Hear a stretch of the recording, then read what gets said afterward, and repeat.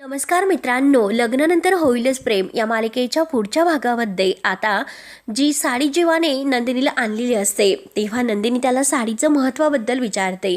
तेव्हा आता जीवा काहीतरी वेगळंच दारूचं नाव घेतो आणि दारूविषयी तो आता नंदिनीला म्हणत असतो की हे बघ, साडीचं महत्त्व म्हणजे रोज मस्तपैकी थंडगार बियर पिणं, कधीतरी ओकेशनला एखादी महागडी स्कॉच काढून मस्त ती हळूहळू पिणं, त्यात वेगळी मजा आहे। त्यावर तर हे ऐकून नंदिनीला राग येतो। नंदिनी म्हणते की काय, साडीचं महत्त्व सांगण्यासाठी तुम्ही मला दारूचं उदाहरण का दिलं? मग तुम्ही पुन्हा प्यायचं सुरू केली की काय? त्यानंतर आता इकडे पार्थने काव्याला जे पेंडन दिलेलं आहे तर त्याबद्दल तो सांगतो की पेंडनमुळे आता माणसाचं स्वातंत्र्य टिकून राहतं। त्यावर त्या काव्य विचारते, पेंडल आणि स्वातंत्र्याचा काय अगदी एकमेकांशी संबंध आहे? त्यावर त्या पार्थ म्हणतो की हे जे पेंडल आहे तर ते तुम्ही चेन मध्ये सुद्धा टाकू शकतात किंवा मंगळसूत्र म्हणून सुद्धा घालू शकतात। तेव्हा त्या काव्य खुशत पार्थकडे पाहत असते।